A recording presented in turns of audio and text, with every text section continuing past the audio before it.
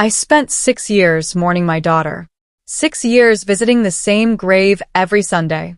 6 years carrying flowers, whispering apologies, and wondering if I could have saved her somehow.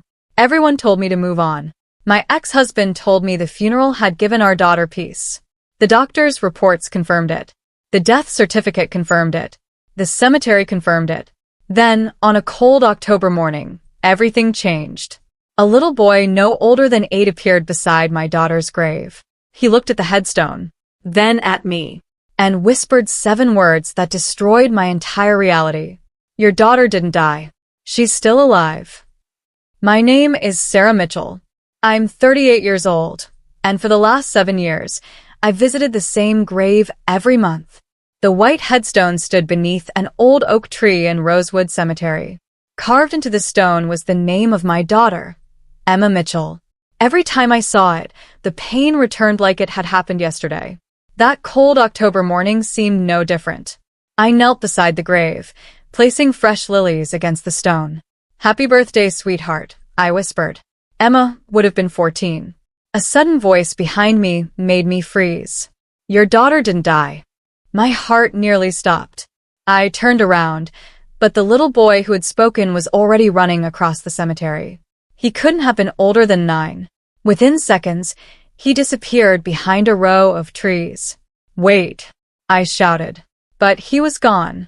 I stood there trembling. Maybe it was a prank. Maybe some child had overheard something. Yet something about the fear in his voice felt genuine.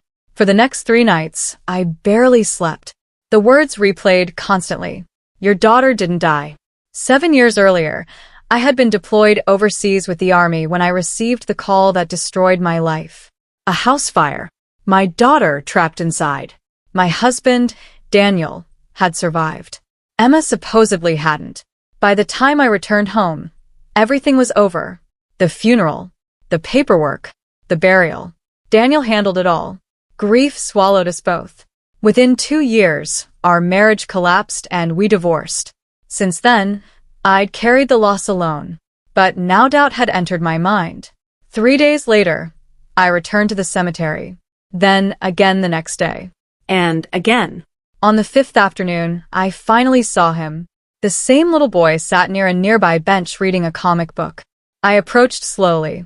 "Hi," I said gently. "You spoke to me the other day." His face immediately paled. "I have to go. Please don't run." He hesitated. "What did you mean when you said my daughter didn't die?"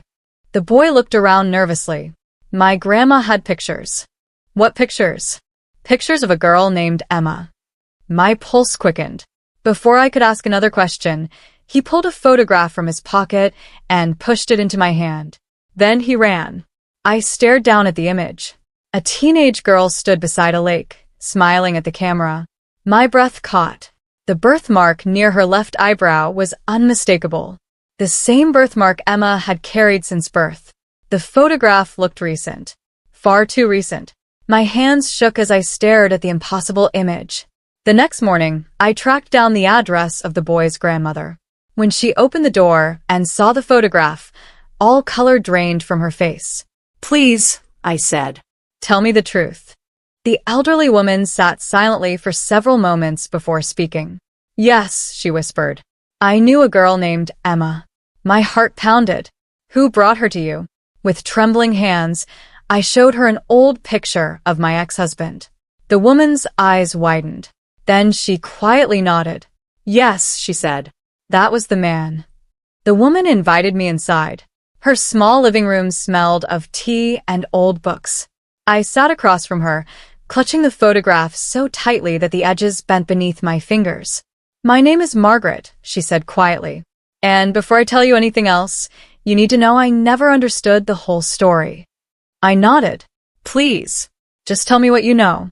Margaret explained that 7 years earlier, my ex-husband Daniel had arrived with a little girl named Emma. He claimed he was protecting her from dangerous family problems and needed temporary help while relocating. He told everyone her mother had abandoned them, Margaret said. The words hit me like a punch. Over the next several weeks, I gathered every document I could find. I requested fire reports, insurance records, and public files connected to the old house fire. What I found shocked me. The fire had been devastating, but there had never been a confirmed identification of Emma's remains. Investigators had relied on circumstances and assumptions during the chaos. Somehow, the paperwork moved forward without anyone questioning it. Then another discovery changed everything. Daniel had sold the family home only months after the fire and moved across state lines. A forwarding address eventually led me to a quiet town nearly 400 miles away. With help from authorities and legal investigators, I followed the trail. The truth emerged piece by piece. Daniel had enrolled Emma in school under a modified last name. He had created an entirely new life. And for 7 years, he had told our daughter the same lie, that I had abandoned her, that I had chosen my military career over my family, that I never came back. When investigators finally verified Emma's identity, my world stopped spinning. She was alive. Alive. The word felt unreal after 7 years of grief. Several weeks later, I was given the opportunity one had dreamed about and feared at the same time. Meeting my daughter. The reunion took place in a family services office. When the door opened, a teenage girl stepped inside.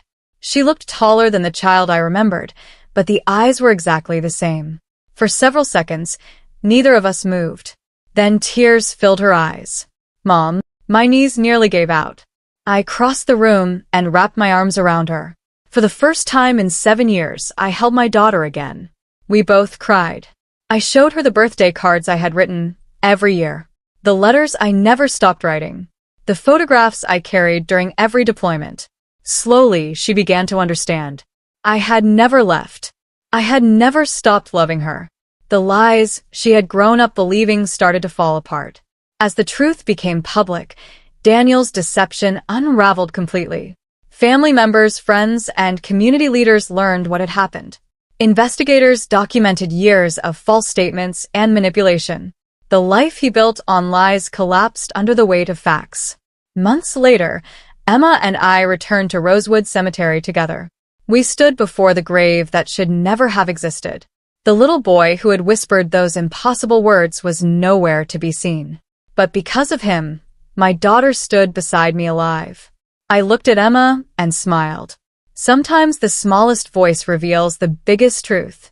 And sometimes hope survives long after the world tells you it's gone.